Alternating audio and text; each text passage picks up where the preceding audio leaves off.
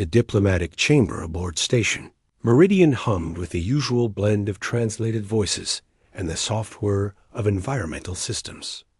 Ambassador Lissa of the Voidborn Collective stood at the center podium, her crystalline form refracting the ambient light into dancing patterns across the walls. She had been mid-sentence, discussing trade routes through the Corward Nebula, when her voice simply stopped. The silence lasted perhaps 2 seconds before her entire form shattered against the polished floor. Panic erupted immediately.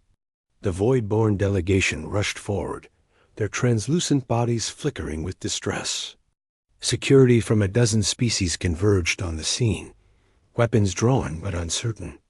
Ambassador Lissa's fragments lay scattered in a 3-meter radius, each piece still glowing faintly with her life essence.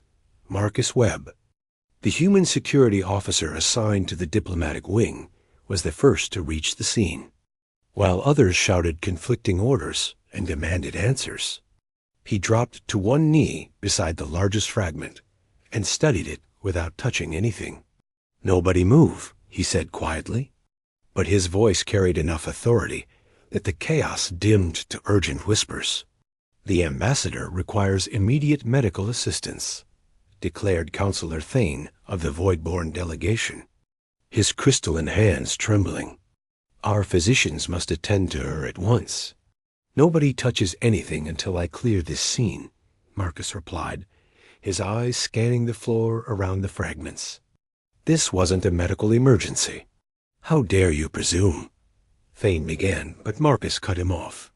"The fracture pattern is wrong. Voidborn don't shatter this way when they collapse from illness or exhaustion. The breaks are too uniform, too clean. This was induced." The room fell silent. Station Commander Orel, a 4-armed Keshari with decades of experience, stepped forward. "Are you suggesting an attack on a protected ambassador?" Marcus stood slowly, his gaze sweeping across the assembled delegates.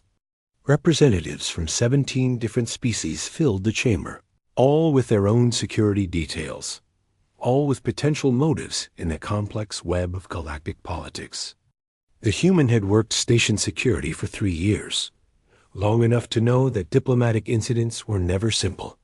"I'm suggesting we treat this as a crime scene until proven otherwise," he said. "Commander, I need this room sealed. Nobody enters or leaves without documentation. I need medical teams on standby, but not entering until I give clearance." Orel hesitated only a moment before activating his comm unit and issuing the orders.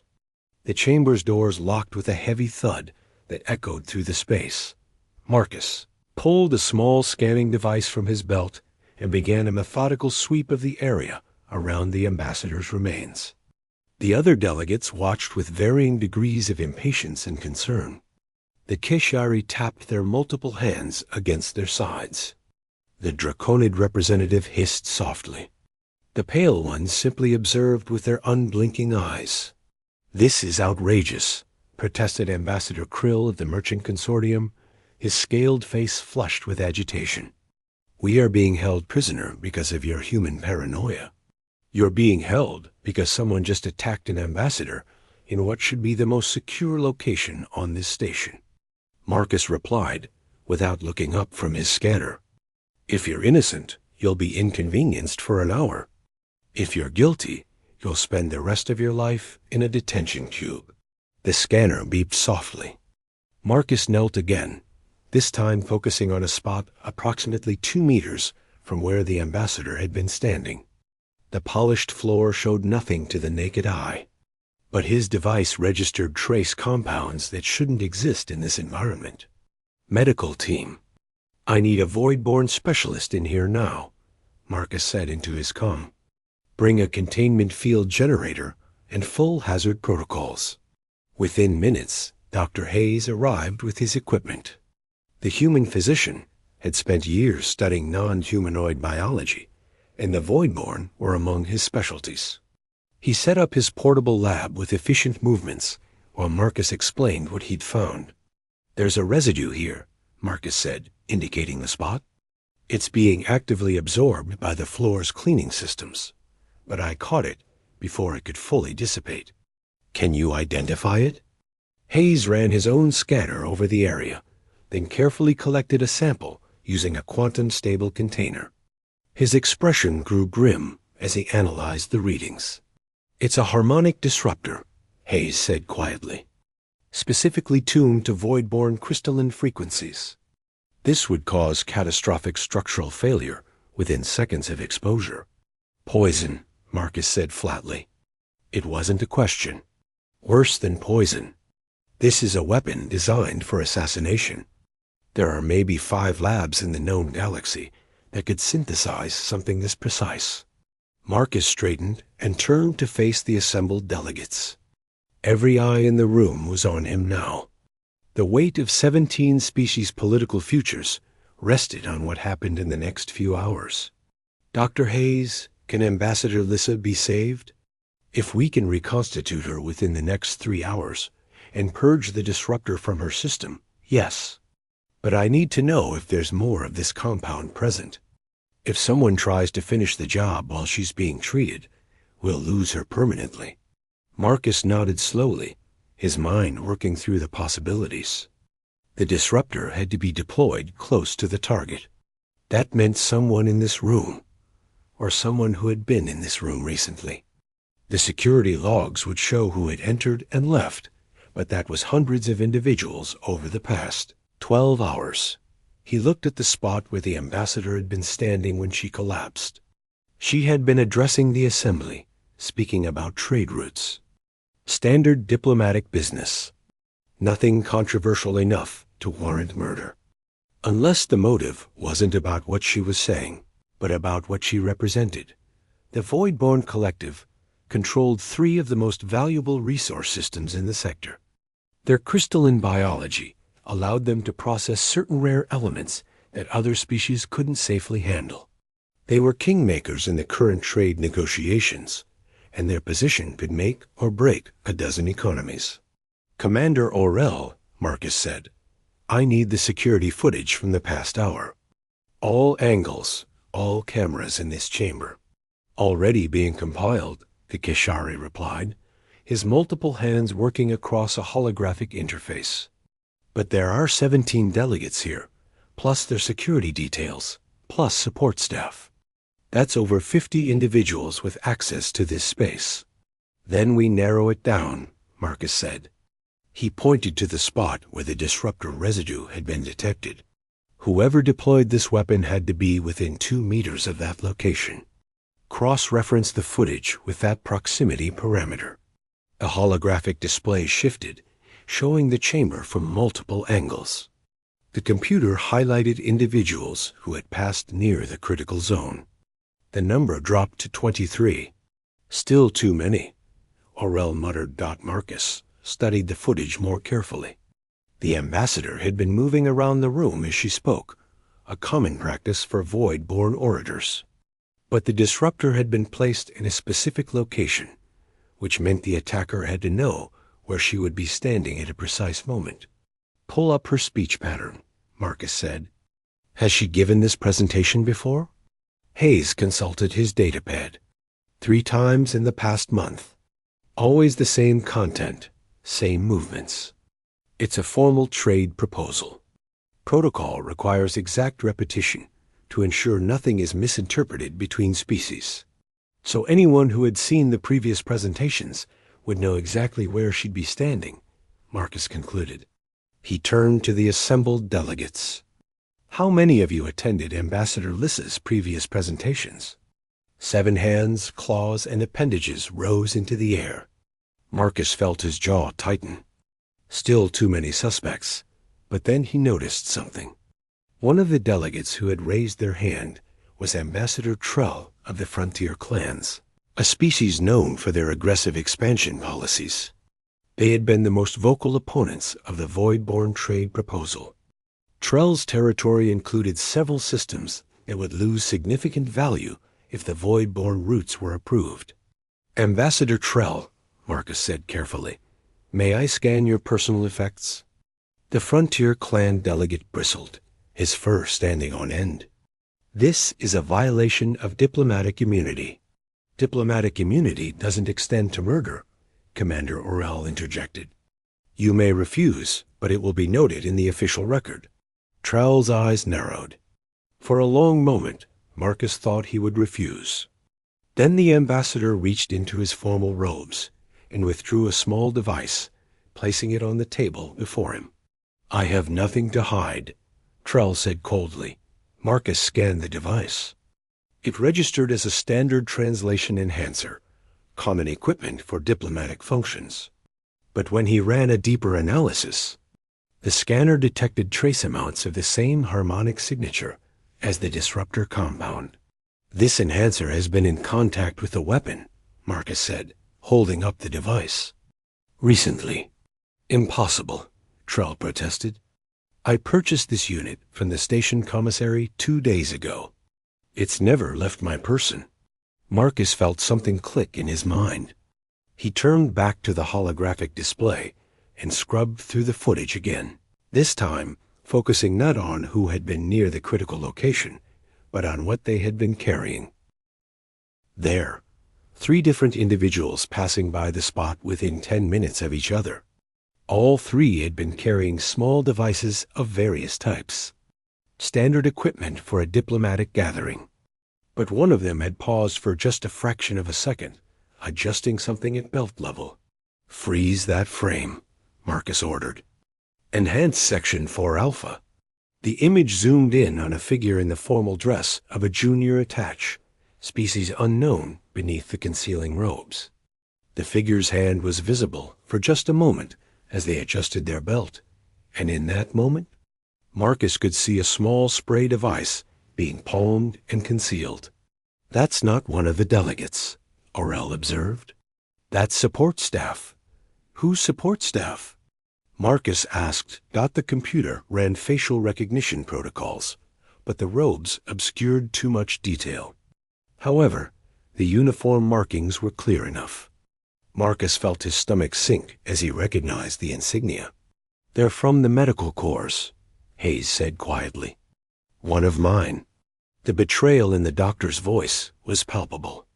Marcus put a hand on his shoulder. Not necessarily one of your direct staff. Medical corps covers a lot of territory. Commander, I need a full roster of everyone with medical corps credentials on station. The search took less than a minute. The computer flagged one individual whose credentials had been issued just 3 days prior. A last-minute addition to the medical support team for the diplomatic conference. Background checks had been rushed to accommodate the sudden assignment. Attachment Officer Riley Kane, Orell read from the file. Human. Transferred from the Frontier Territories Medical Outpost. Recommended by. A commander's voice trailed off as he reached the relevant section. Let me guess, Marcus said. Recommended by someone with ties to the Frontier clans. The Clan Medical Exchange Program, Orell confirmed. It's a legitimate cultural initiative, but the oversight is minimal. Marcus activated his comm. Security teams, I need an immediate locate and detain on Riley Kane Medical Corps. Consider them armed and dangerous. Do not let them leave the station. The response came back within seconds. Kane accessed an escape pod bay 4 minutes ago. Bay doors are cycling. Lock it down, Marcus ordered, already running for the exit. Commander Orell overrode the chamber seals and followed. Close behind Dot, they reached the escape pod bay as the final door was beginning to close. Marcus dove through the gap, rolling to his feet with his weapon drawn. The bay was small, designed for emergency evacuations only. 6 pods lined the walls, and one was already occupied. Through the transparent canopy, Marcus could see Kane frantically working the launch controls. The human medical officer's face was twisted with desperation. It's over, Marcus called out. The pod bay is locked. You can't launch. Kane's hand stilled on the controls. Slowly, the medical officer turned to face Marcus through the canopy. For a moment, neither moved. Then Kane reached for something at their belt. Marcus fired without hesitation, but he aimed low, targeting the pod's control systems rather than the occupant. Sparks erupted from the panel, and the canopy lock disengaged with a hiss of equalizing pressure.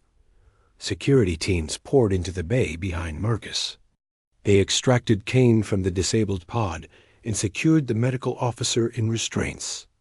A search revealed 3 more harmonic disruptor capsules hidden in Kane's medical kit, each one calibrated for a different species' biology. This wasn't just about the Voidborn, Marcus realized aloud. This was going to be a massacre. Kane said nothing, but the hatred in their eyes spoke volumes. Marcus had seen that look before, during his time in frontier security. Some people couldn't accept that humanity wasn't the dominant force in the galaxy, that cooperation and diplomacy were more valuable than conquest and control. The interrogation that followed revealed the scope of the plot. Kane had been recruited by a radical faction within the frontier clans, extremists who believed that the various species should remain separate and in competition rather than united through trade and diplomacy. The attack on Ambassador Lyssa was meant to be the first of many, designed to destabilize the peace talks and reignite old conflicts. By the time Marcus returned to the diplomatic chamber, Dr. Hayes had successfully reconstituted Ambassador Lyssa. The Voidborn's crystalline form had been carefully reconstructed, fragment by fragment, and the disruptor compound purged from her system. She was weak but conscious, her inner light pulsing with steady determination. "The humans saved my life," Lyssa said, her translated voice carrying a note of wonder.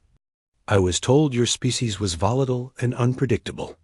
Marcus managed a tired smile. "We can be, but we're also pretty good at solving problems when we need to be. It comes from living on a world that spent most of its history trying to kill us. You develop certain skills." "Indeed," the ambassador replied. "I believe I owe your species an apology. We had thought humans too aggressive for proper diplomatic relations. Perhaps we failed to understand that such instincts, when properly directed, serve protection rather than conquest." "We're learning," Marcus admitted. "Still making plenty of mistakes, but we're learning." Commander Orell approached with a formal datapad. "The Council has requested a full report. Officer Webb, your actions today prevented what could have been the greatest diplomatic disaster in recent history. There will likely be commendations." Marcus waved the suggestion away. "Just doing my job, Commander. Though I wouldn't mind if station security got a budget increase. We're stretched pretty thin." That got a laugh from several of the delegates, breaking the tension that had gripped the chamber for hours. As the room slowly returned to normal operations, Marcus found himself reflecting on how close they had come to catastrophe. One person with the right weapon and the wrong ideology had nearly unraveled decades of careful peace-building. But that was the thing about security work. You didn't stop every threat because you were perfect. You stopped them because you paid attention, because you questioned assumptions, and because you refused to give up even when the odds seemed impossible. That was the human way. For better or worse, Ambassador Lyssa requested that Marcus remain present for the continuation of the trade negotiations. She wanted someone she trusted watching over the proceedings, and she had decided that the human guard who had saved her life fit that description perfectly. Marcus accepted, though he knew it would mean long hours and considerable scrutiny from delegates who weren't entirely comfortable with human involvement in high-level diplomacy. Over the following days, as the negotiations proceeded and treaties were signed, Marcus became something of a fixture in diplomatic circles. Other species began requesting human security consultants, interested in the particular blend of instinct and analysis that had cracked the case. Some saw it as proof that humanity deserved a place at the galactic table. Others remained skeptical, viewing Marcus as an exception rather than the rule. Marcus himself didn't spend much time worrying about what it meant for humanity's reputation. He had a job to do, And that job was keeping people safe, so they could have the arguments and disagreements and compromises that made civilization work. If that meant standing in a corner, watching for threats while ambassadors debated trade routes and resource allocations, then that was what he would do, because that was what humans brought to the galaxy in the end. Not superior weapons or advanced technology or even particularly brilliant diplomacy. What humans brought was the stubborn, relentless refusal to let the bad guys win. They brought the willingness to stand watch through the long hours, to question what everyone else accepted, and to throw themselves into danger when it meant protecting something worth preserving. It wasn't always pretty, and it wasn't always appreciated. But when Ambassador Lissa stood before the assembled delegates and announced that the trade agreements had been ratified, when she looked directly at Marcus and inclined her crystalline head in respect, he knew that humanity had earned something valuable that day. They had earned trust. And in a galaxy full of different species, with different values and different ways of seeing the universe, trust was the most precious commodity of all.